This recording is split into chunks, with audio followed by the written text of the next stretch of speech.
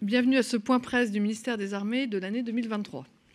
Je commencerai par vous présenter les points clés de l'agenda du ministre des Armées, M. Sébastien Lecornu, ainsi que celui de Mme Patricia Mirallès, secrétaire d'État, chargée des anciens combattants et de la mémoire auprès du ministre des Armées.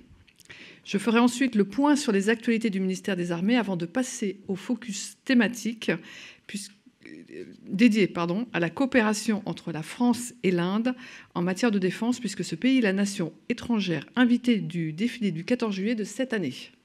Le général de division Patrick Steiger, chef du service des affaires de sécurité internationale de la Direction générale des relations internationales et de la stratégie, présentera les grands enjeux de la coopération entre nos deux nations. Pour finir ce point presse, le colonel Pierre Godillère, porte-parole de l'état-major des armées, vous présentera les opérations militaires françaises en cours. Avant de débuter ce point presse, je tiens, au nom du ministère des Armées, à rendre hommage au caporal-chef Dorian Damelincourt de la brigade des sapeurs-pompiers de Paris, décédé dans la nuit de dimanche à lundi lors d'une intervention. Âgé de 24 ans, le caporal-chef a été victime d'un arrêt cardiaque alors qu'il luttait contre un incendie, un feu de véhicule dans un parking souterrain d'un immeuble de Saint-Denis. Le militaire a immédiatement été secouru par ses camarades. Malgré les efforts des équipes médicales pour le réanimer, il est décédé à l'hôpital d'instruction des armées de Percy. Le ministère des Armées adresse ses sincères condoléances à la famille, aux proches et aux camarades du caporal-chef Dorian Damelincourt. Je passe aux agendas. Ce mardi, le ministre des Armées a remis le prix Brienne de géopolitique 2023. C'est Hugo Micheron qui a été félicité pour son ouvrage « La colère et l'oubli, les démocraties face au djihadisme européen ». Le jury a également décerné un prix spécial à Pierre Servant pour l'ensemble de son œuvre à l'occasion de la sortie de son ouvrage « Le monde de demain, comprendre les conséquences planétaires de l'onde de choc ukrainienne ». Hier, le ministre des Armées a présidé une prise d'armes à l'Hôtel national des Invalides mettant à l'honneur les réservistes. Il s'est ensuite rendu à l'hôtel de Brienne pour une cérémonie au cours de laquelle 5 conventions de partenariat sur les réserves ont été signées entre la Garde nationale et différents employeurs. Le ministre a également remis les prix de la Garde nationale aux 4 lauréats de l'édition 2022. Ces prix viennent récompenser les entreprises, les collectivités et les établissements d'enseignement supérieur qui ont le plus œuvré pour faciliter l'engagement de leurs salariés réservistes et de leurs étudiants réservistes. Ce soir, le ministre présidera la cérémonie d'adieu aux armes du général d'armée Éric Belot-Desminières, inspecteur général des armées terre depuis 2020.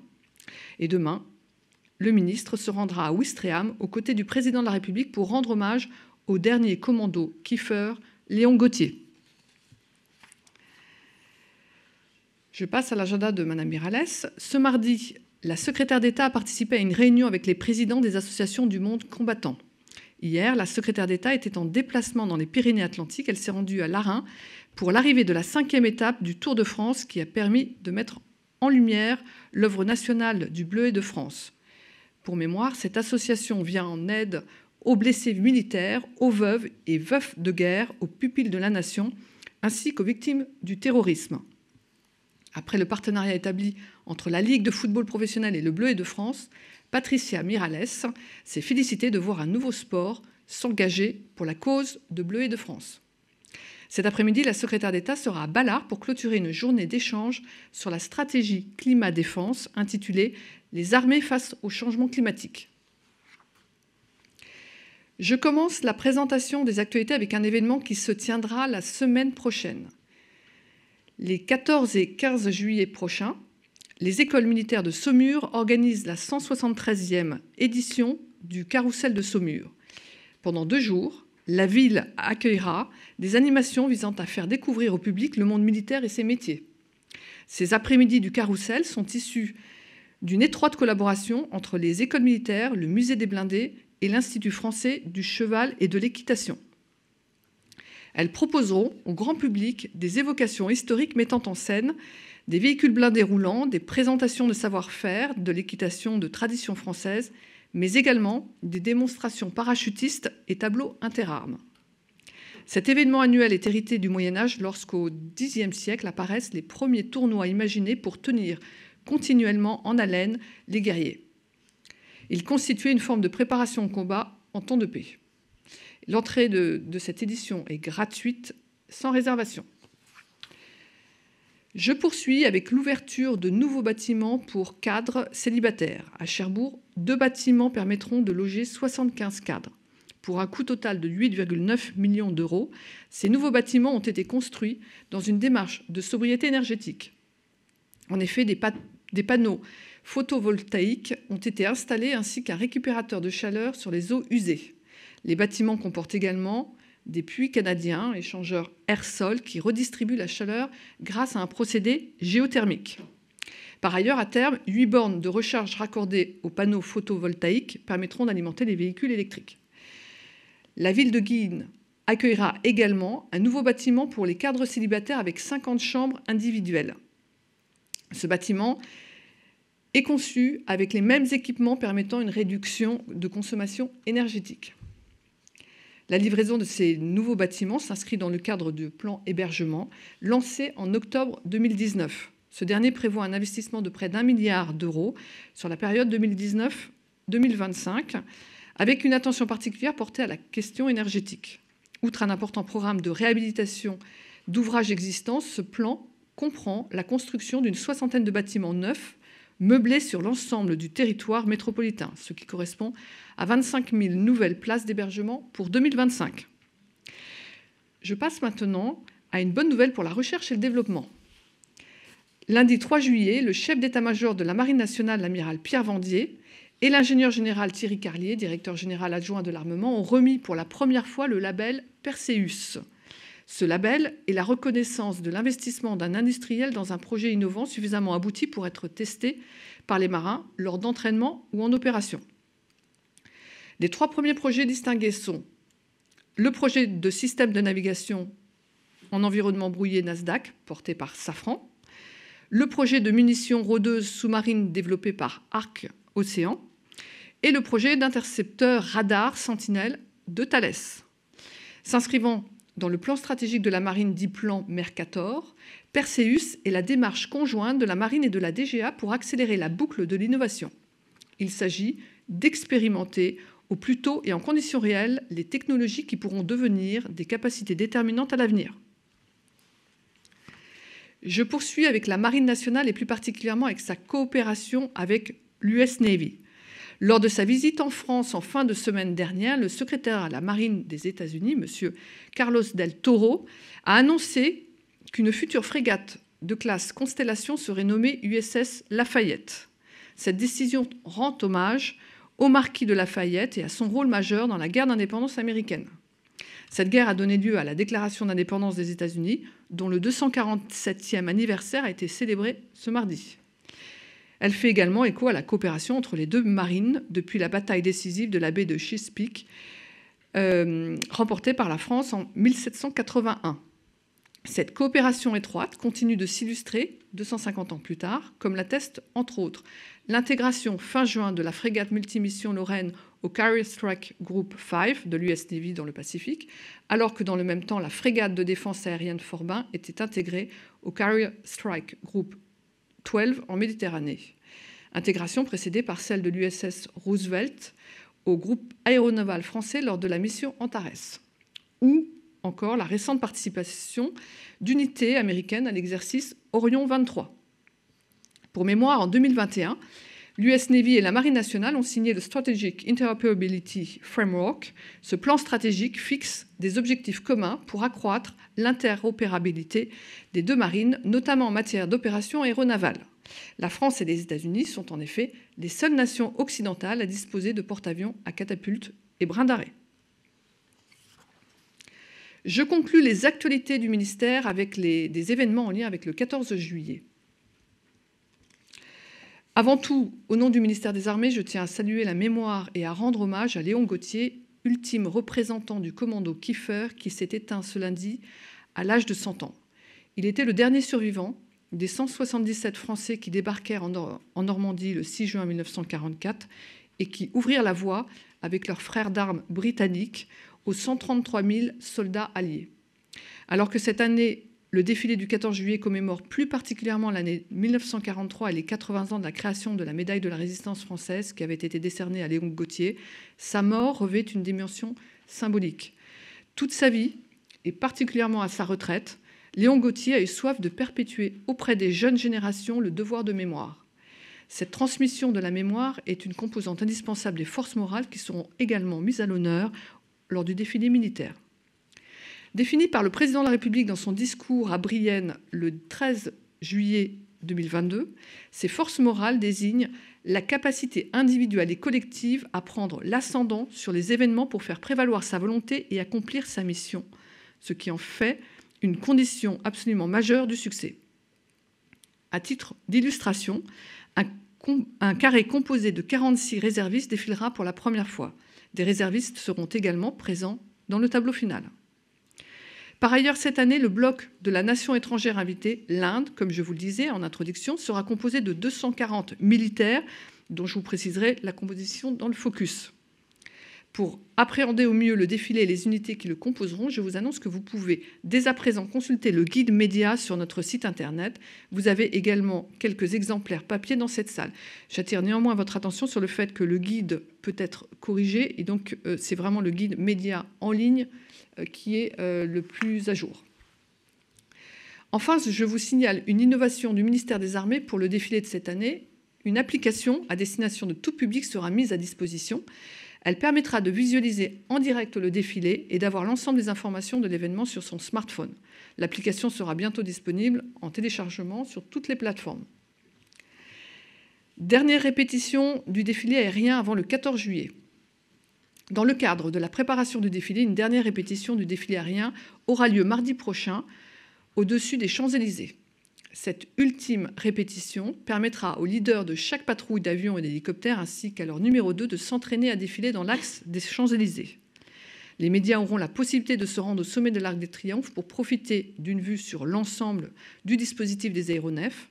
Et cette répétition sera également l'occasion de rencontrer le commandant du défilé aérien, le général de division aérienne Thierry Gouéchaud, commandant en second du commandement de la défense aérienne et des opérations aériennes, ainsi que le personnel au poste de commandement étoile, contrôleur aérien, météorologue notamment, qui œuvrent au défilé. J'invite les médias qui souhaitent s'accréditer à se rapprocher du CIRPA Air et Espace avant 15 h aujourd'hui. Y a-t-il des questions en salle ou en audio ?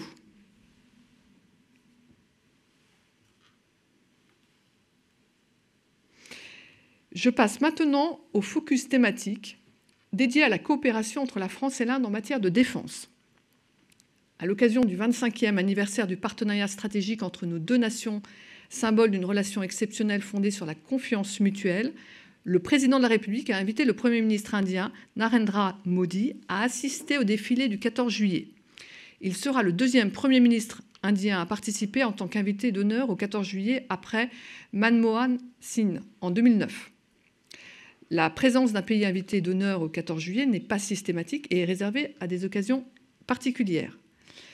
Placé en tête de cortège, le contingent indien qui défilera sur les Champs-Élysées comportera 240 soldats issus de l'armée de terre, de l'armée de l'air et de la marine indienne. Pour l'armée de terre, il s'agira de soldats du régiment du Pendjab, l'un des plus anciens et prestigieux de l'armée indienne. Cette participation permettra également d'honorer la mémoire des soldats indiens qui ont combattu lors de la Première Guerre mondiale, durant laquelle près de 74 000 d'entre eux ont perdu la vie. En outre, 3 Rafales indiens participeront au défilé aérien en formation avec un Rafale français.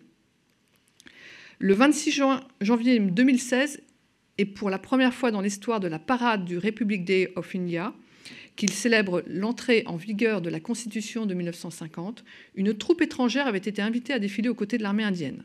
Cet honneur avait été accordé à la France et à son armée. 123 soldats du 35e régiment d'infanterie de Belfort ont ainsi défilé lors de la fête nationale indienne en présence du président de la République française. Un retour aux sources pour ce régiment qui avait combattu les Britanniques aux côtés des Indiens au XVIIIe siècle. Les relations entre la France et l'Inde sont donc profondément enracinées dans notre histoire commune. Aujourd'hui, acteur majeur de l'océan Indien, l'Inde est un partenaire stratégique de premier plan dans l'Indo-Pacifique. Je rappelle que la France est le seul pays européen à disposer d'une présence militaire permanente dans l'océan Indien et dans le Pacifique. La stratégie Indo-Pacifique française définit 5 objectifs principaux: la protection des intérêts français, la promotion des coopérations au profit de la sécurité de la région, la préservation de l'accès aux espaces communs, la promotion du multilatéralisme pour le maintien de la paix et de la stabilité, et la lutte contre le changement climatique. Les relations franco-indiennes structurées par le partenariat stratégique signé en 1998 s'inscrivent dans cette optique. Elles s'appuient pour ce faire sur une relation d'armement et des actions de coopération bilatérale poussées, ainsi que sur le développement de nos autonomies stratégiques respectives.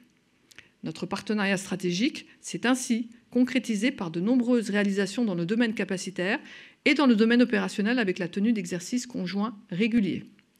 Je vais maintenant laisser le général Steger vous présenter plus en détail le partenariat stratégique qui lie nos deux nations.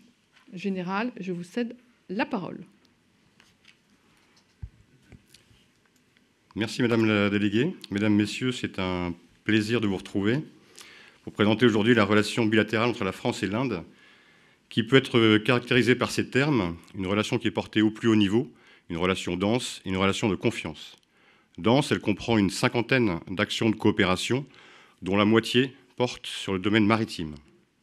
Elle se traduit, comme ça a été évoqué, par la réalisation d'exercices militaires conjoints, mais aussi par de nombreuses visites d'autorités et des échanges dans le domaine de la formation et de l'enseignement militaire supérieur. C'est, en termes d'armement, l'un des premiers marchés d'exportation d'armement français, principalement autour du contrat Rafale et des sous-marins Skorpen. La suivante, merci. Donc cette relation portée au plus haut niveau, elle est portée par un dialogue de haut niveau qui s'articule selon cette vision schématique, à commencer, nonobstant le dialogue mené, conduit par le président de la République, par celui au niveau des ministres des armées, un dialogue annuel, donc c'est ce que vous avez en haut, qui est lui-même préparé par un haut comité de défense qui se tient entre la directrice générale de la DGRIS et le ministère de la Défense indien. En parallèle, ou en même temps, il y a une réunion d'état-major interarmée, donc on parle au niveau de l'état-major des armées, associé à un sous-comité armement qui décline à son niveau ou qui prépare les décisions du dialogue annuel de défense. Tout ceci, c'est l'étage le plus bas, étant accompagné ou précédé par des réunions d'état-major au niveau de chaque armée, tenues selon la formule, soit en distanciel, soit en présentiel, selon les conditions. Parallèlement à ça, comme vous pouvez le voir sur la droite de cette diapositive, il y a un dialogue de sûreté maritime qui permet des échanges stratégiques de haut niveau et qui vise à développer et à renforcer les coopérations franco-indiennes dans ce domaine particulièrement sensible s'agissant de l'océan Indien. Donc c'est bien tout un dispositif qui à la fois décline les orientations, les décisions prises au niveau des autorités politiques et qui, dans l'autre sens, a vocation à nourrir et à contribuer au dialogue de ces autorités. Cette relation bilatérale, outre ce qui se passe au niveau central, si je puis dire, elle est portée évidemment sur le terrain en premier lieu par la mission de défense de l'ambassade de France en Inde, qui est la deuxième mission de défense la plus importante de notre réseau, après celle à Washington. Pour illustrer ces interactions, je citerai la venue du secrétaire d'État indien à la Défense, Ajay Kumar, en novembre 2021. En 2022, la visite officielle en Inde du ministre des Armées, Sébastien Lecornu, le 27 et 28 novembre. Et en parallèle, les rencontres entre nos ministres des Affaires étrangères, Mme Colonna s'est rendue en Inde en mars dernier, et le ministre des Affaires étrangères indien s'est rendu en France en février. Au niveau local, régional plutôt, ce sont les autorités militaires, les commandants de zone, donc à l'Indien pour l'océan Indien, Al-Pasi pour l'océan Pacifique, qui, eux, animent ce dialogue à leur niveau, soit dans un cadre bilatéral, soit dans un cadre multilatéral. Le multilatéral, ce sont des forums régionaux comme celui que je vous présente ici, c'est l'Indian Ocean Naval Symposium, IONS en anglo-saxon, IONS en français.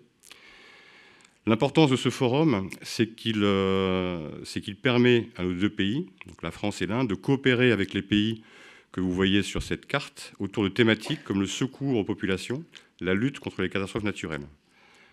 C'est la France qui, avec le soutien de l'Inde, a obtenu la présidence de ce forum de 2021 à 2023, qui, dans ce cadre-là, a organisé l'an dernier un exercice baptisé IMEX, qui réunissait 16 nations de ce forum sur des scénarios de réponse à des catastrophes naturelles.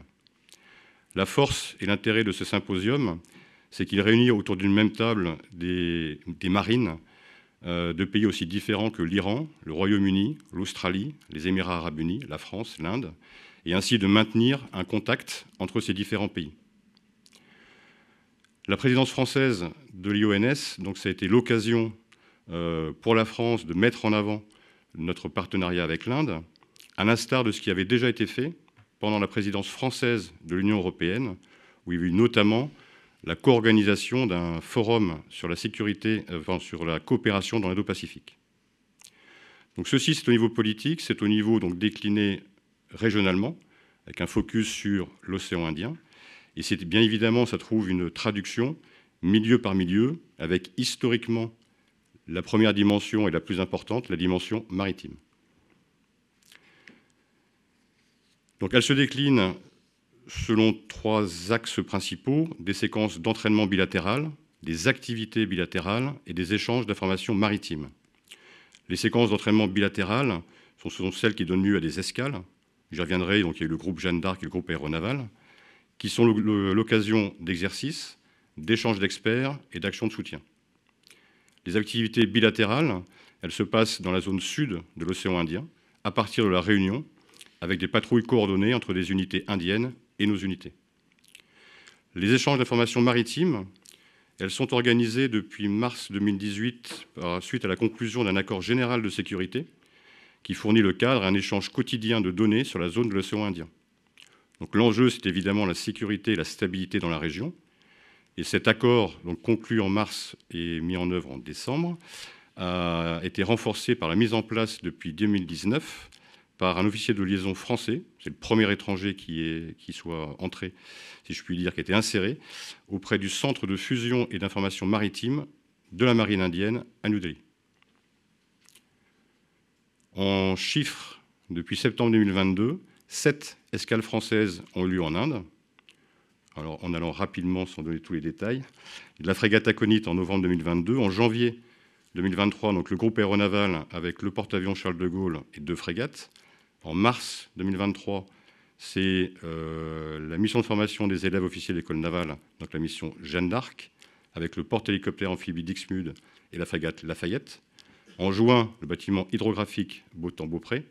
En juin, également la frégate Surcouf. Et ce mois-ci, la frégate multimission Lorraine. Il est à noter que ces escales sont facilitées par un autre accord également conclu en mars 2018, un accord de soutien logistique mutuel qui renforce la coopération entre nos marines, facilitant en donnant un accès réciproque aux ports militaires. En termes d'exercices majeurs, si je prends sur les 6 derniers mois, en janvier 2023, c'est l'exercice bilatéral Varuna, dont vous voyez une illustration sur cette vue. Donc Varuna, c'est la pierre angulaire de notre coopération marine, un exercice qui existe depuis 2001 et qui, pour l'occasion, réunissait le groupe aéronaval et des bâtiments de la marine indienne ainsi que des aéronefs indiens. En mars 2023, je l'ai mentionné, le groupe école Jeanne d'Arc, occasion d'exercice avec les bâtiments indiens. Et en mars également, un grand exercice international, l'exercice La Pérouse, où il y avait non seulement l'Inde, la France, mais aussi les États-Unis, le Japon, l'Australie, tout ceci dans le golfe du Bengale. Pour le milieu ou le domaine terrestre, la coopération a vocation à se développer. Pour l'instant, elle s'articule surtout autour de missions d'expertise sur des domaines tels que le combat en montagne ou la lutte contre les IED, et d'un exercice biannuel, Shakti, dont vous voyez une brève illustration. Et la prochaine édition de cet exercice est prévue en octobre de cette année. Ça sera la 8e édition, pardon. Elle est pour l'instant du niveau section, d'où mon terme a vocation à se développer. Et l'autre exercice, dont vous voyez également une illustration, c'est l'exercice FRINGEX. Donc FRINGEX est un acronyme, ça veut dire France-India Joint Exercise, et qui s'est tenu en marge de l'escale de la mission Jeanne d'Arc, en tirant parti du fait qu'il y avait un groupement tactique embarqué au sein du porte-hélicoptère amphibie Dixmude, et que par conséquent, les interactions terrestres ont pu avoir lieu. Pour la coopération air, elle est principalement organisée autour de l'exercice bilatéral Garuda, que vous connaissez, également du déploiement de grande ampleur Pégase, tout ceci se renforçant à la faveur de la montée en puissance des Rafales dans l'armée de l'air indienne. Dans cette perspective, et c'était une première, 4 avions Rafale indiens ont contribué cette année à l'exercice bilatéral Volfa, qui a été intégré dans l'exercice interarmé Orion que vous avez suivi. Et donc c'était une première, en l'occurrence pour nos camarades indiens. L'enjeu, c'est de pouvoir, sur le plus long terme, développer des véritables exercices conjoints interarmés en partant d'une approche entre les armées et de progressivement monter en gamme. Dans le domaine de l'enseignement militaire supérieur, il y a un officier indien qui suit chaque année la scolarité de l'école de guerre. Et à partir de 2025, il devrait y avoir 2 places pour nos camarades indiens au sein de cette école. De notre côté, le futur attaché de défense français suit la scolarité du National Defense College indien à New Delhi. Donc ce partenariat stratégique qui unit nos 2 pays est solidement établi, il s'approfondit d'année en année, et il va, selon l'expression toute récente de monsieur l'ambassadeur d'Inde en France, from the seabed to the space, en français du fond des mers au spatial, en passant par le cyberespace. La France accompagne le programme spatial indien depuis sa création, donc on est plus sur du programme civil, avec un premier accord entre le CNES et l'Indian Space Research Organization en 1964. Et tout récemment, en juin de cette année, la France et l'Inde ont lancé un dialogue stratégique sur les enjeux de sécurité spatiale. La première édition s'est tenue la semaine dernière. Dans le cyberespace, il y a également un dialogue. Il se tient dans le cadre d'une feuille de route franco-indienne sur la cybersécurité et le numérique. Elle a été signée en 2019. Il y a déjà eu 4 éditions de ce dialogue, qui est alors à la fois bilatéral et interministériel, puisqu'il y a des représentants des ministères de l'Europe et des Affaires étrangères, des armées, de l'intérieur et bien évidemment des représentants de l'Agence nationale de sécurité des systèmes d'information. La 5e édition de ce dialogue doit se tenir la semaine prochaine. L'enjeu de ce dialogue, c'est de promouvoir un cyberespace ouvert, fiable, sûr et pacifique. Pour conclure, avant vos questions, la visite du Premier ministre Modi en France permettra de renouveler et d'actualiser le partenariat stratégique. Forte de la relation qu'elles ont construite, la France et l'Inde coopèrent dans nombre de secteurs afin de développer leur autonomie stratégique, de renforcer leur souveraineté et de répondre ensemble aux grands défis de notre temps. Il s'agit ainsi de définir de nouvelles ambitions communes.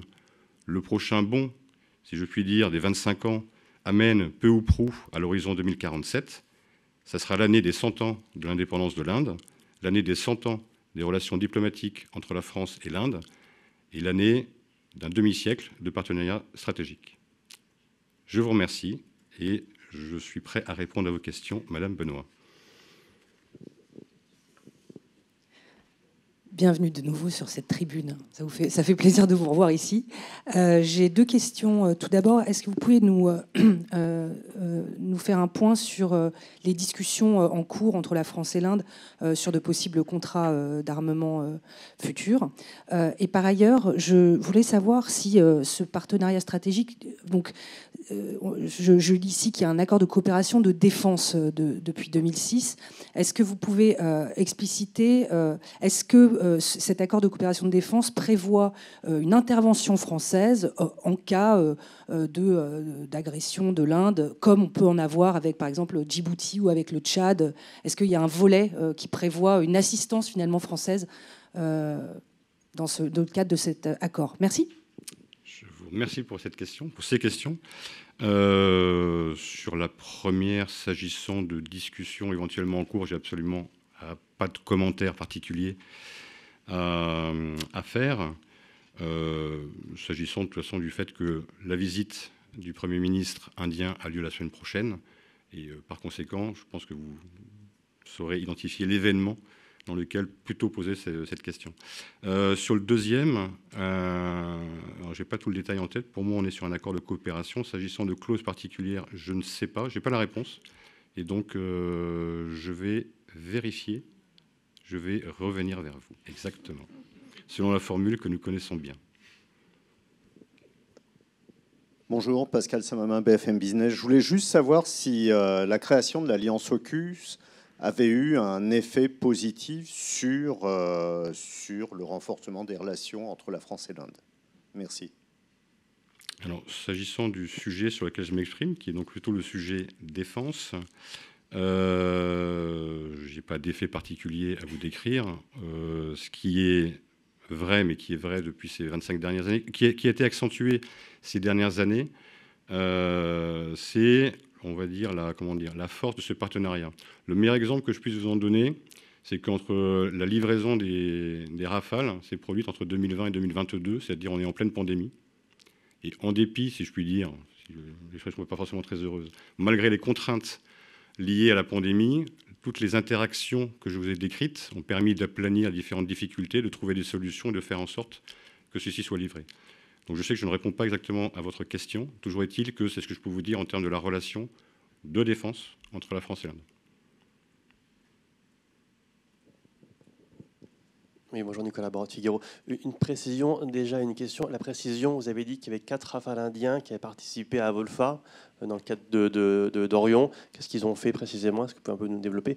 Et l'autre chose, est-ce que vous pourriez nous faire un panorama des tensions qui existent dans l'océan Indien entre la présence de la marine chinoise et iranienne et qui peut aussi justifier la coopération franco-indienne? Merci. Sur la première question, je vais naturellement passer la parole soit au colonel de Godillère, soit au colonel Mallard.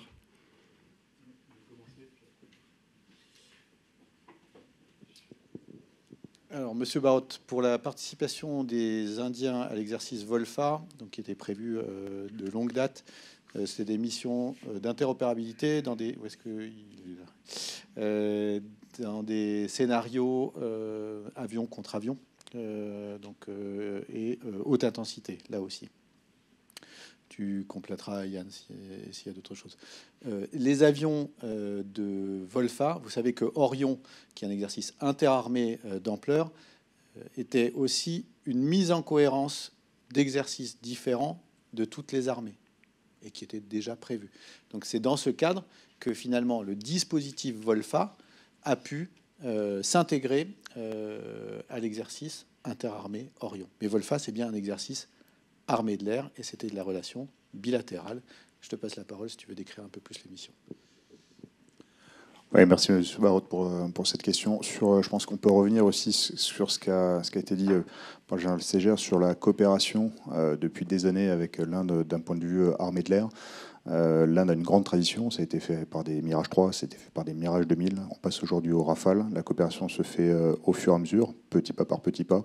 On a participé à l'exercice Garuda depuis des années. Donc la France, en fait, allait avec des Mirage 2000, ensuite des Rafales en Inde pour participer à des exercices. Et là, c'était bien la première fois cette année qu'on a eu la venue de Rafale indiens en France pour organiser cette première avec des Rafales indiens dans le cadre de Volfa. Donc les missions sont des missions classiques sur lesquelles on participe à de Volfa, de défense aérienne, d'attaque au sol. Et c'est dans ce cadre-là qu'on les a intégrés afin de maximiser, d'optimiser en fait nos procédures de coopération. Je vais répondre à votre deuxième question. Vous pouvez me remettre le fond de carte avec l'IONS, s'il vous plaît? Avant. Par rapport à ce que je vous évoquais, s'il y a un lieu justement pour, un forum pour limiter les tensions, ou du moins éviter les incompréhensions, c'est bien justement l'Indian Ocean Naval Symposium. Vous pouvez trouver en ligne toute la composition des pays qui en sont membres. La Chine est observateur à l'IONS. Et s'agissant des tensions, en fait, du moins, on est d'abord sur des enjeux de sécurité maritime. Donc là, on parle de risque, on parle de ce qui est le HADR en termes anglo-saxons. Donc on parle plutôt catastrophe naturelle, risque climatique, et donc tout ce qui est lié à cela. Il y a des enjeux, je dirais, qui sont communs en termes de partage de l'information et donc s'assurer, notamment compte tenu de l'importance géostratégique de l'océan Indien, de sa partie nord, en termes de commerce international qui y passe. Raison pour laquelle la présence de cet officier français inséré au centre de fusion d'informations maritimes en Inde est particulièrement importante. Et il y a également ce qu'on appelle, c'est encadré par un accord en termes techniques qu'on appelle de white shipping, qui est donc de partage justement de toutes ces informations, de façon à pouvoir intervenir là-dessus. Donc on est davantage plutôt sur ces sujets donc de sécurité maritime, principalement. Mais la présence de la marine chinoise dans la zone, ça représente combien de bateaux, de quelle fréquence? Est-ce qu'il y a des... Je pense que là, nous reviendrons vers vous de façon conjointe avec l'état-major des armées.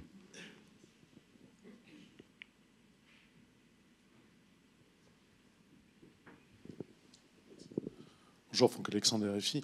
Est-ce qu'au niveau terrestre, il y a des demandes indiennes justement pour des formations pour les troupes de montagne particulièrement? Est-ce qu'ils ont cette appétence? Est-ce qu'ils viennent vous voir pour pouvoir faire des exercices conjoints dans ce domaine très précis?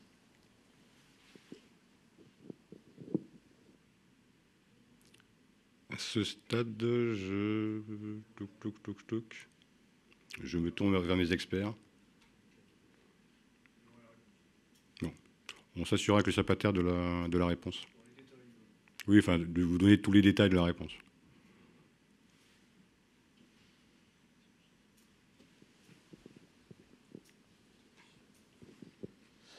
Bon, général, bonjour. Christophe Villon pour Airfan.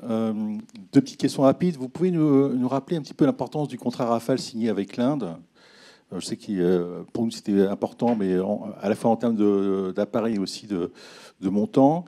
Et deuxième question, on a vendu effectivement à l'Inde donc, nos fameux Rafales. Est-ce qu'ils veulent aller plus loin, nos chers amis indiens? Est-ce qu'une coopération, notamment pour faire peut-être des avions en commun est possible et envisagée, et aussi peut-être aussi sur le plan terrestre?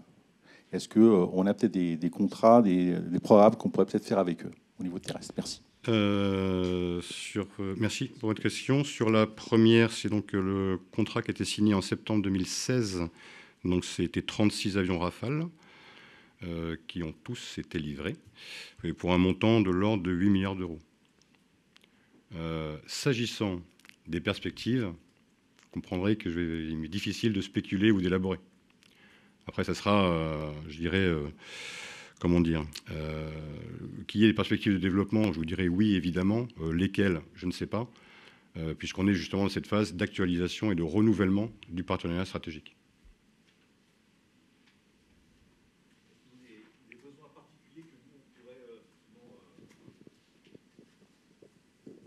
Ils ont des besoins particuliers que nous pourrions effectivement suivre par rapport justement à peut-être à d'autres concurrents, d'autres pays amis et concurrents.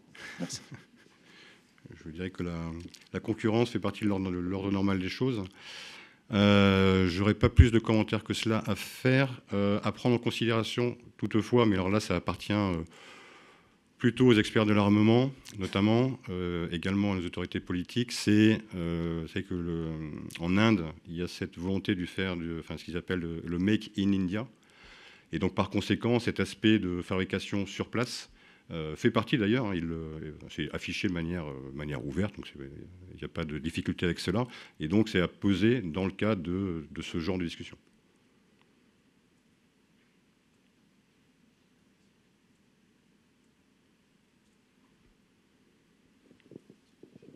Oui, une petite question complémentaire. Est-ce que l'Inde a conclu des accords de coopération et de défense similaires avec d'autres pays que la France?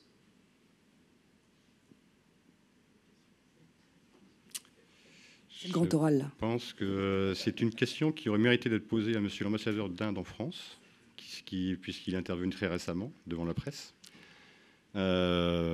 ce qu'on peut tout de même rappeler, ce qu'on doit rappeler, c'est que le premier partenariat stratégique signé par l'Inde, c'est avec la France.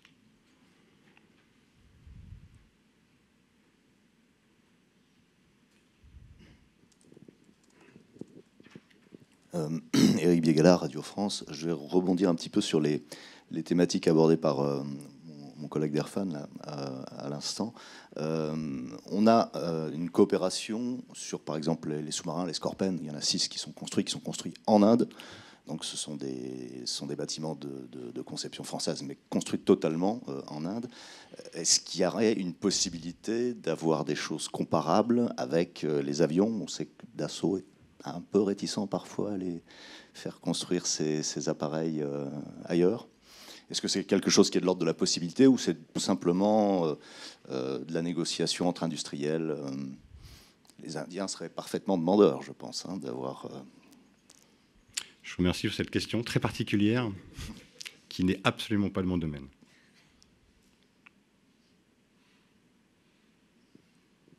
On a pourtant l'impression que l'essentiel des partenariats stratégiques qui sont conclus, à droite ou à gauche, ici ou là, en Grèce, repose essentiellement sur des ventes de matériel français, d'armement. J'ai l'impression que c'est un petit peu le cœur de ce que c'est qu'un partenariat stratégique. Vrai ou faux? D'abord, je ne vais pas répondre sur vrai ou sur faux. Le cœur du partenariat stratégique, c'est la relation stratégique. Le cœur du partenariat stratégique, c'est la première diapositive que je vous ai présentée, c'est-à-dire c'est le niveau de relation, la fréquence des relations et la teneur des discussions, des décisions qui sont prises. Ça, c'est quand même le cœur du sujet. La relation dans le domaine des programmes d'armement, c'est autre chose. Évidemment, c'est cohérent avec ce niveau d'interaction à la fois au niveau politique, décliné, militaire, ce genre de choses. Mais ce n'est pas forcément ce qui constitue la centralité, comme on dit, de la relation. Ensuite, s'agissant de ce qui est du domaine des transferts de technologie, ainsi de suite, ça c'est très particulier. Outre les industriels, je peux simplement rappeler, si besoin et sans vous faire offense, que tout est fait dans le cadre de ce qu'on appelle la SIEMG, qui veille sur ce genre de sujet, enfin qui étudie ce genre de sujet de façon très précise. Et c'est dès avant, je dirais, la livraison ou la vente, que ça commence dès l'initiation d'un prospect dans un pays. C'est-à-dire qu'avant que qu'un industriel aille faire des démarches dans un pays étranger, il faut qu'il y ait l'aval de la SIEMG, qui est fort légitimement très attentive à ce genre de considération.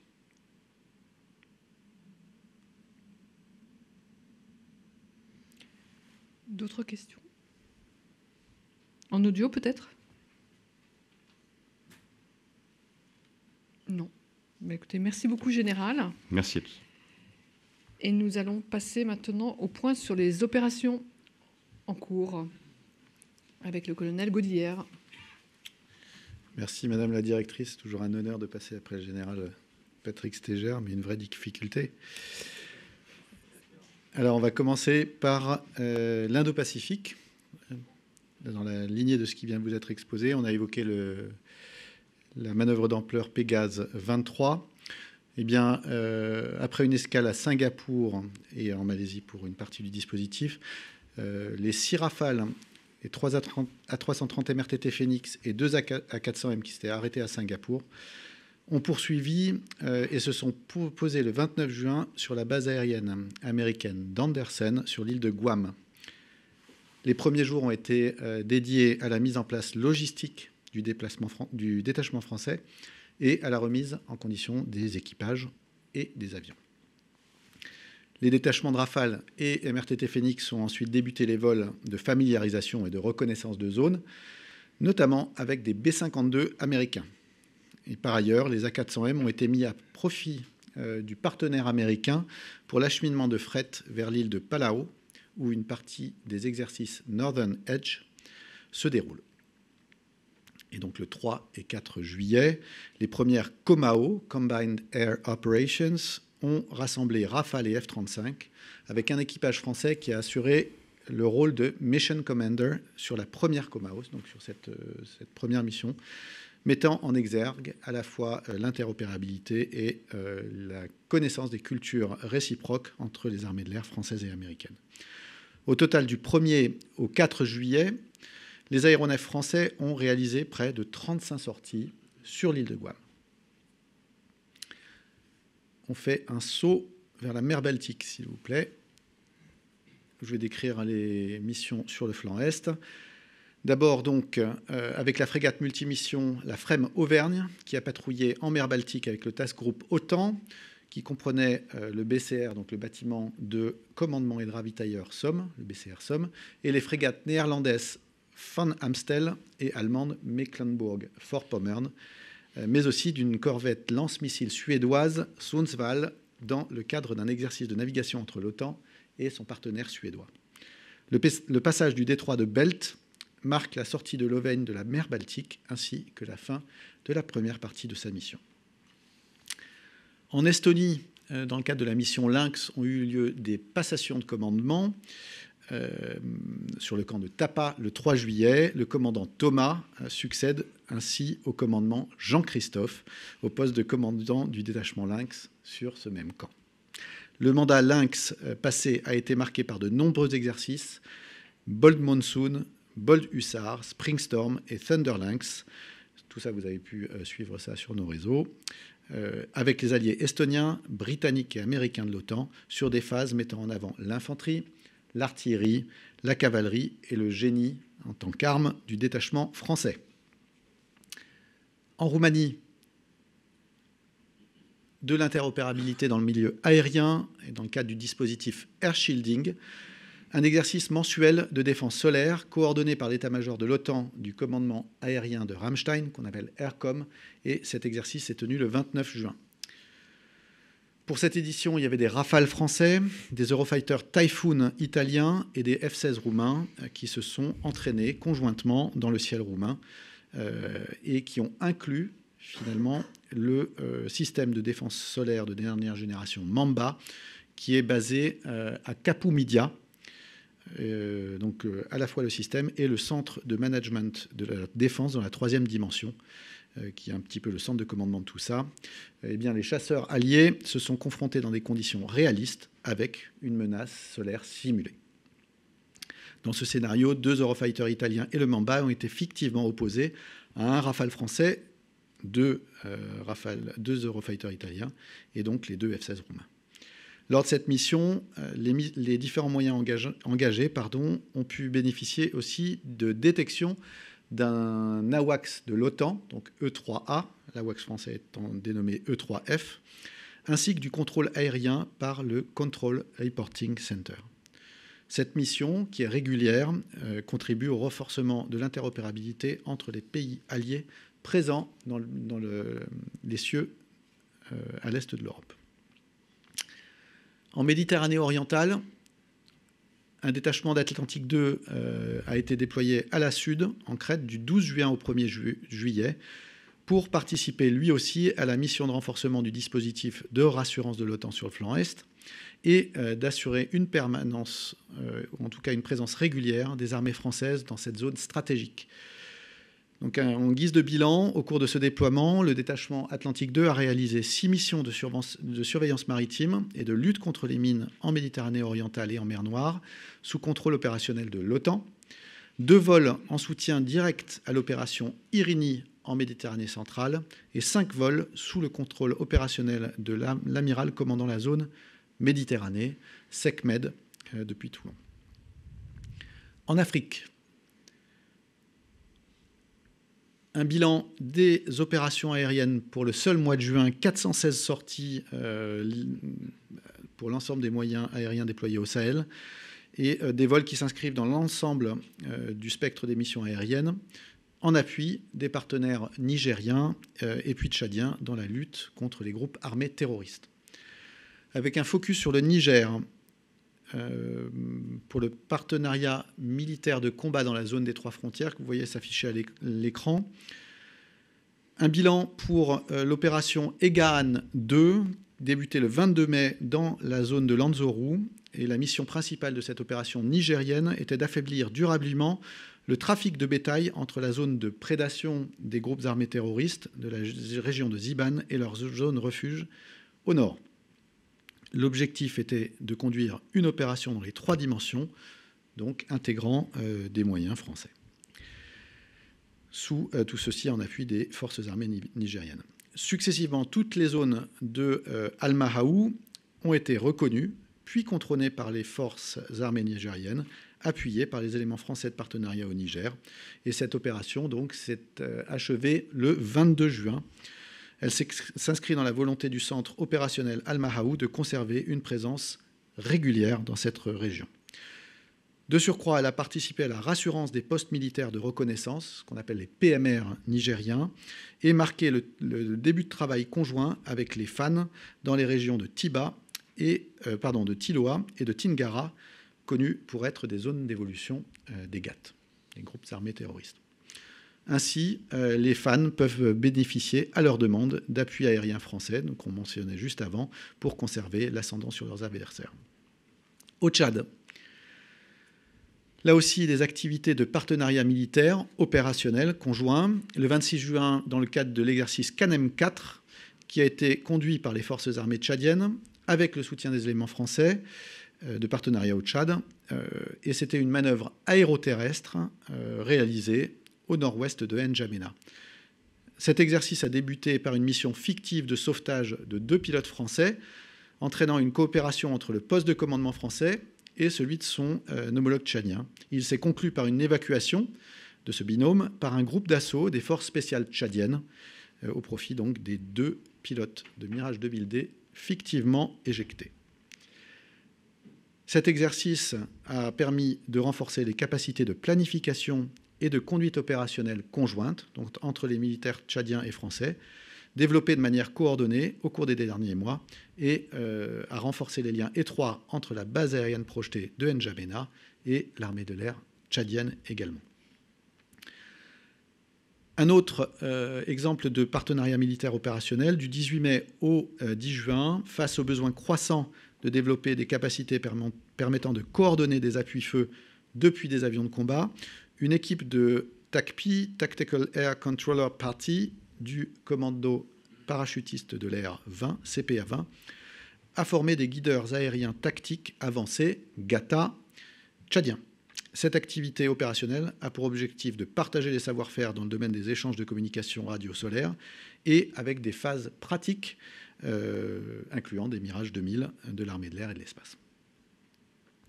Cette activité a été menée avec 13 militaires tchadiens de l'armée de l'air tchadienne et des détachements des actions réservées de la Direction générale des services de la sécurité des institutions de l'État, DGSSIE. Au Tchad, à l'Est, cette fois-ci, un appui logistique au profit coordonné par l'UNHCR et à la demande des autorités tchadiennes, que je vais détailler. Face à une situation humanitaire de plus en plus alarmante à l'est du Tchad, qui a vu l'arrivée de près de plus de 500 000 réfugiés en provenance du Soudan, le bureau tchadien du Haut-Commissariat des Nations Unies pour les réfugiés a demandé à la France, via son ambassade, un appui logistique pour la relocalisation de ces réfugiés. Cette opération visant à mettre en sécurité les réfugiés de la frontière soudanaise et à faciliter leur installation dans les camps du Haut-Commissariat aux réfugiés a été demandée par les autorités tchadiennes qui la coordonnent avec l'ONU et avec les éléments français de partenariat au Tchad. Depuis le 24 juin, l'appui logistique des armées françaises se traduit par des convois routiers de relocalisation de réfugiés, la participation à la sécurisation des axes et l'aide au franchissement des coupures humides, comme on dit dans l'armée de terre, là où il y a de l'eau. Des éléments de gendarmerie tchadiens escortent les convois et ce déploiement de militaires français à l'est du Tchad est temporaire et répond à une situation d'urgence humanitaire. Une fois l'opération achevée, les militaires français rejoindront leur base. Je vais illustrer un petit peu tout ce que je viens de dire avec un film qui décrit ces opérations de relocalisation d'un côté.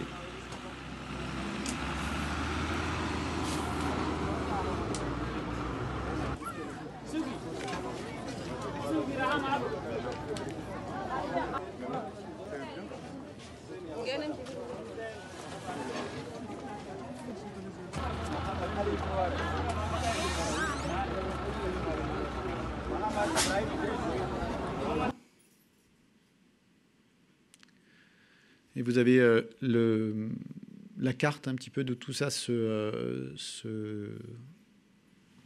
déroule. Et en guise de, c'est pas un bilan, hein, mais de point d'étape, au 5 juillet, plus de 8000 réfugiés ont ainsi pu être relocalisés dans des conditions de circulation difficiles du fait de l'état des pistes dans cette zone reculée. Et ça y est, on est vraiment dans la saison des pluies. Donc vous voyez que les conditions de circulation et de franchissement sont particulièrement ardues. Les armées françaises démontrent à nouveau leur disponibilité au profit des partenaires et leur capacité à intervenir sur très court préavis, partout où la situation l'exige, en étroite coordination. Dans le golfe de Guinée, des activités de coopération opérationnelles avec, la semaine dernière, le patrouilleur de haute mer PHM Commandant Biro, qui est entré dans les eaux congolaises pour faire escale à Pointe-Noire du 26 au 29 juin. Ceci a été l'occasion de nombreux échanges avec les autorités locales, civiles et militaires.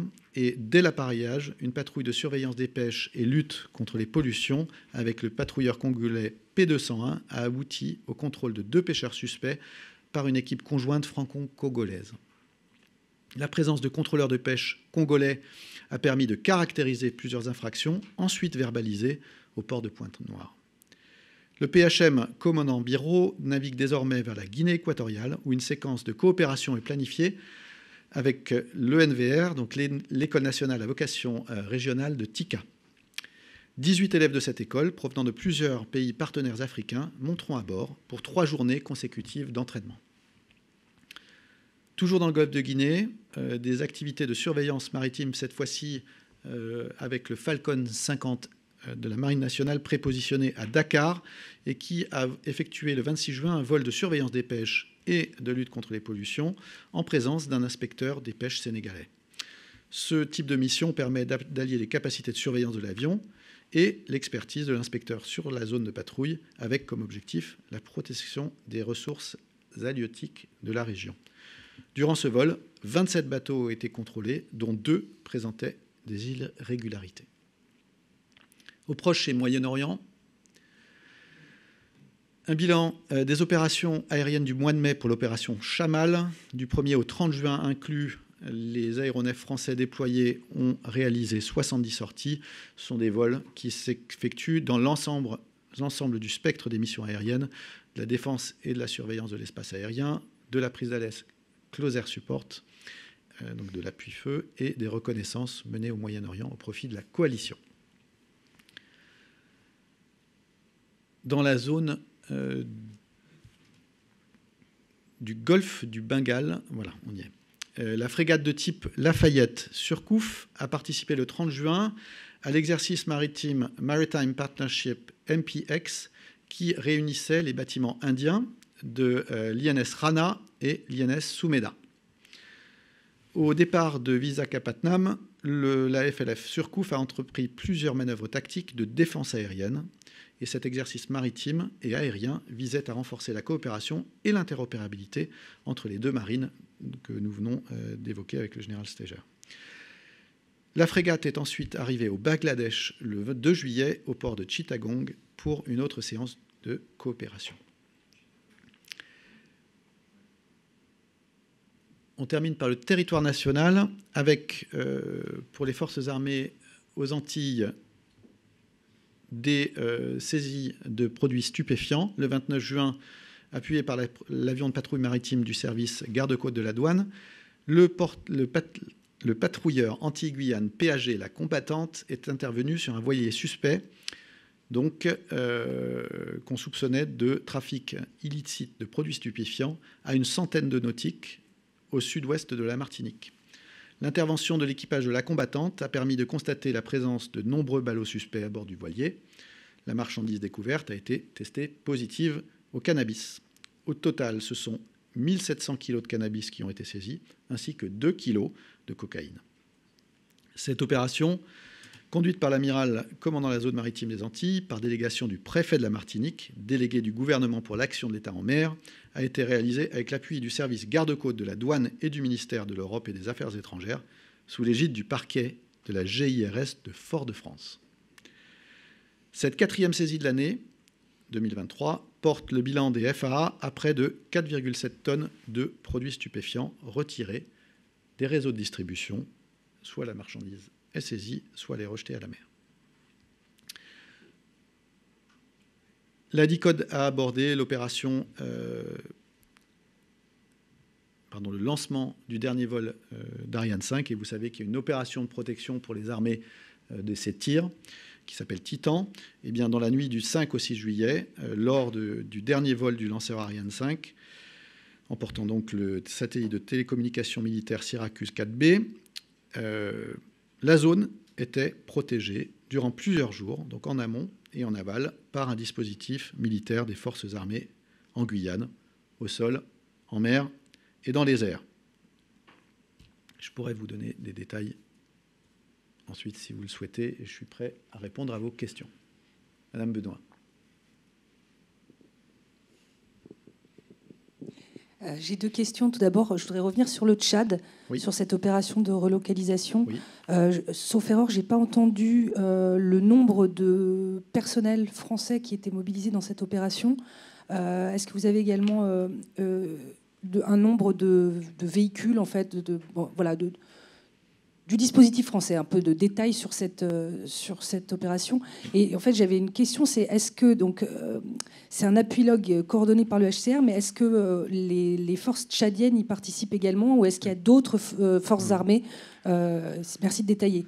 Deuxième question, sur le golfe de Guinée, puisque vous aviez des moyens de surveillance maritime récemment, je voulais savoir si vous aviez des commentaires sur le récent passage de 3 navires de la marine chinoise qui ont fait escale dimanche dans les eaux nigérianes. Je voulais savoir si vous pouviez caractériser ces navires, nous donner des précisions, et si vous aviez une appréciation de leur comportement dans le golfe de Guinée. Est-ce que vous avez observé, croisé ces navires? Merci. Alors, je commence par la deuxième question. Connaissance, oui, de ces bateaux, pas plus de commentaires à ce stade, et rien qui nous remonte. Deuxième chose, sur l'opération donc de relocalisation et l'opération logistique à l'est du Tchad, c'est une vingtaine de camions qui est déployée. Ce sont, alors c'est plus d'une centaine de militaires français. Je vous donnerai, si ça vous intéresse, les chiffres précis, sachant qu'il y a évidemment des mouvements qui se font entre N'Djamena et Abéché pour relever les gens. Donc voilà. Et vous avez bien décrit le process. Il y a une opération qui est essentiellement logistique, qui a été déclenchée à la demande de l'UNHCR qui constatait la situation humanitaire, à la demande des autorités tchadiennes, parce que c'est sur le sol tchadien, et une participation, bien sûr, de l'armée nationale tchadienne pour tout ce qui est sécurisation de cette zone, typiquement. Donc c'est ce que vous avez décrit. Est-ce que le SSA participe également? Est-ce que le SSA, il doit y avoir des militaires du SSA déployés, bien sûr. Bien sûr. Ne serait-ce que pour le détachement.